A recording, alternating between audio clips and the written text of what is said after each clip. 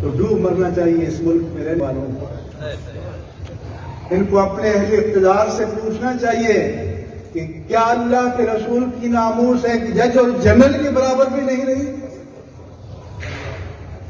کہ جنرل یا جج کی توہین کرے تو قانون پکڑ لے، اللہ اور اس کے رسول کی توہین چوک میں آ کر کی جائے تو کوئی نہ پوچھے۔ من سب نبیًا من سب نبیًا من سب نبیًا۔ اسی طرح ابھی جو وقف ایکٹ بنا ہے،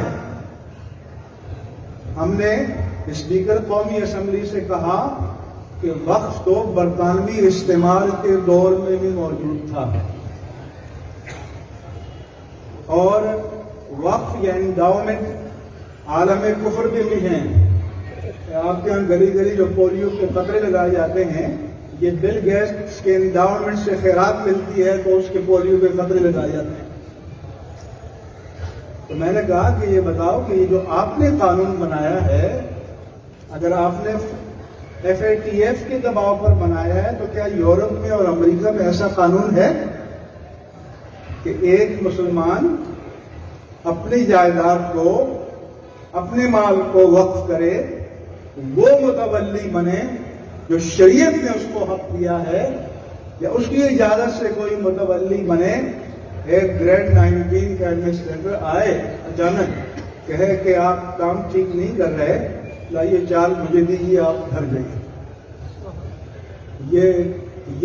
یہ فقہ اسلامی، یہ قرآن و سنت، یہ شریعت کو ڈائریکٹ چیلنج کرنا ہے۔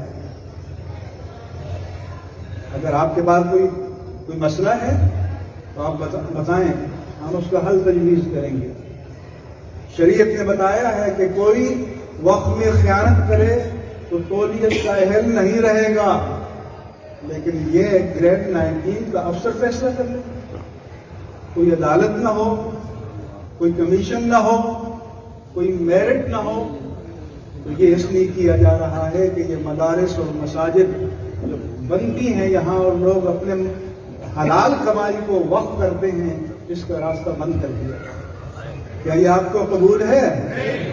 زور سے بولو، قبول ہے؟ ہاتھ بلند کر کے بولو، قبول ہے؟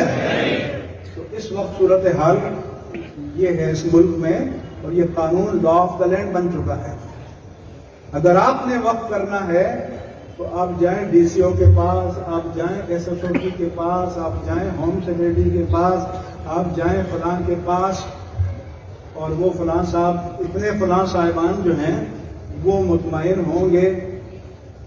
اور جب پالیسی یہ ہوگی کہ مدارس کا اور دین کا اور مساجد کا سلسلہ کنٹرول میں لیا جائے تو اجازت ملے گی۔ اللہ کی شریعت میں نہیں ہے کہ فلاں کے پاس جاؤ اور فلاں کے پاس جاؤ اور فلاں کے پاس جاؤ۔ اللہ کی ذات سے عہد کرو اور اپنے مال کو اپنی ملک سے نکال کر اللہ کی ملک میں دے دو، شریعت کا وقف مکمل ہو جائے گا۔ رجسٹریشن قانونی تقاضے کے لیے کی جاتی ہے، اس لیے اب جو خطرہ ہے، اب جو سجادگان ہیں وہ بھی متفکر ہیں، کیونکہ وہاں بھی اوقاف ہیں، اب وہ اپنے میٹنگیں کر رہے ہیں۔ تو ہم کہا کرتے تھے کہ لوگوں، اللہ کے دین پر وقت آئے تو دین کے نام پر آپ نے یہ ساری عشرتیں آپ کرتے ہیں، لیکن کبھی آپ دین کے نام پر نکلتے نہیں تھے۔ ناموس الوہیت پر حملہ ہو تو آپ نہیں نکلتے، ناموس رسالت پر حملہ ہو تو آپ نہ نکلیں، ناموس دین پر حملہ ہو تو آپ نہ نکلیں، مگر اب وقت آ گیا ہے کہ آپ کو میدان عمل میں آنا پڑے گا۔ ہم مزاحمت کی شوقین نہیں ہیں، ہم تصادم نہیں چاہتے، ہم مکالمہ چاہتے ہیں۔ ہم کہتے ہیں ڈائلاگ کرو، ہم سے دلیل سے بات کرو، اور